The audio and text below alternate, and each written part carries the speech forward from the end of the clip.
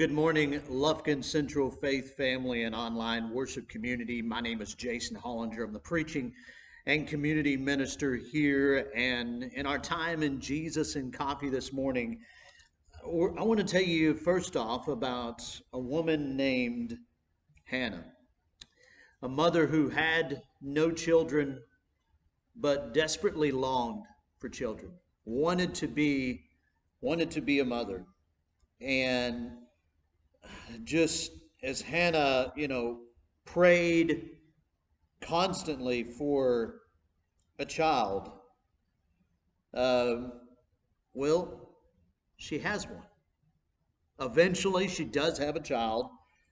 We learn about a young man named Samuel. Now, we're going to be in First Samuel today. We're going to be in the book that is named after this child that Hannah had. And then we read about Hannah dedicating this child to the Lord, this child named Samuel. And she actually, here's what's powerful is she desires to have this child, then she dedicates him to God.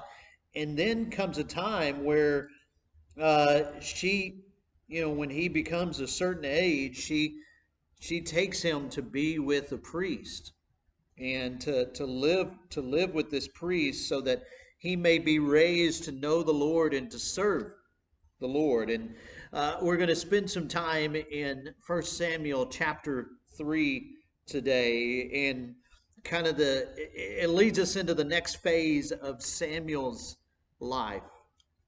We're going to read a little bit, issue our challenge, and send you on your way today. First Samuel chapter 3.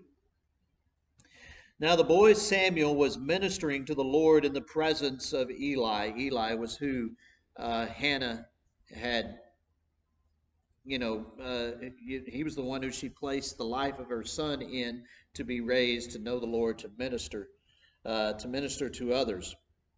He was ministering to the Lord in the presence of Eli, and the word of the Lord was rare in those days. There was no frequent vision.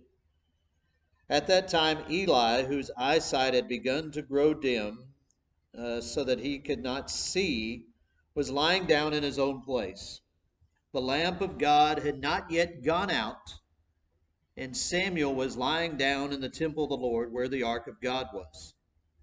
Then the Lord called Samuel, and he said, "Here I am." And he ran to Eli and said, "Here I am, for you called me." But he said, I did not call you.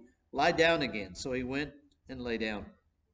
And the Lord called again, "Samuel." And Samuel arose and went to Eli and said, "Here I am, for you called me." But he said, "I did not call, my son. Lie down again." Now Samuel did not yet know the Lord, and the word of the Lord had not yet been revealed to him. And we're going to get back to that here in a moment. So hold on to that thought while you continue to listen. Verse 8, and the Lord called Samuel again the third time, and he arose and went to Eli and said, "Here I am, for you called me."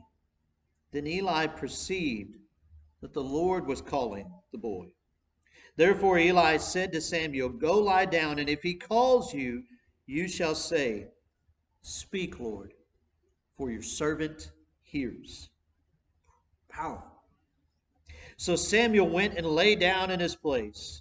And the Lord came and stood, calling as at other times, "Samuel, Samuel." And Samuel said, "Speak, for your servant hears." Then the Lord said to Samuel, "Behold, I am about to do a thing in Israel at which the two ears of everyone who hears it will tingle. On that day I will fulfill against Eli all that I have spoken concerning his house from beginning to end.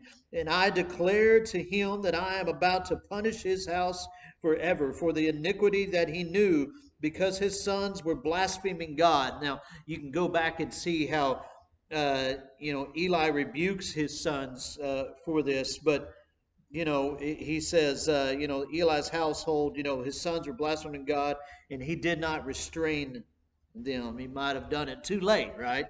As we kind of think about that. Therefore I swear to the house of Eli that the iniquity of Eli's house shall not be atoned for by sacrifice or offering forever. Samuel lay until morning. Then he opened the doors of the house of the Lord, and Samuel was afraid to tell the vision to Eli. But Eli called Samuel and said, Samuel, my son. And he said, Here I am. And Eli said, What was it that he told you? Do not hide it from me. May God do so to you, and more also, if you hide anything from me of all that he told you. So Samuel told him everything, and hid nothing from him. And he said, It is the Lord. Let him do what seems good to him. And Samuel grew, and the Lord was with him, and let none of his words fall to the ground. And all Israel, from Dan to Beersheba, knew that Samuel was established as a prophet of the Lord. And the Lord appeared again at Shiloh, for the Lord revealed himself to Samuel at Shiloh by the word of the Lord. You know, I said I wanted to go back to these words beginning or that come in verse 7 of chapter 3. Now Samuel did not know the word of the Lord, and the word of the Lord had not yet been revealed to him. He didn't recognize God's voice, right? Think back to the garden. In the garden, when we read about the fall of humanity, that when sin entered into the equation, they went to hide from God. And when God called out to them, it says they recognized the voice of the Lord. There was a time in the creation, in the bringing about of God's people, that we were to recognize the voice of the Lord.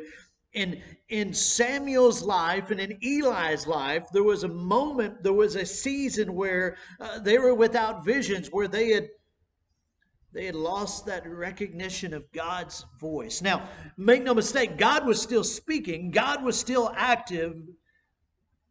His activity is not dependent upon us hearing him, only in the sense of his activity bringing about change, bringing about redemption, bringing about rescuing and freedom in our lives, for us to experience that. Yes, we need to hear him.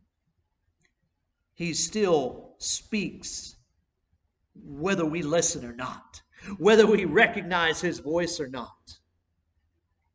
And when we see this, that what takes place here in Samuel's life is God reminding us that he is still here, that he is still God. I say us because it was the same for them as it is for us. It was the same for our ancestors as it is for us today. And when we realize that even in spite of us, God is still active, that God is still speaking, the challenge for them is the challenge for us today.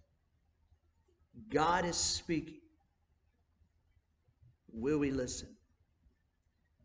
He says when he speaks, he's going to give something that they're going to want to listen to, right?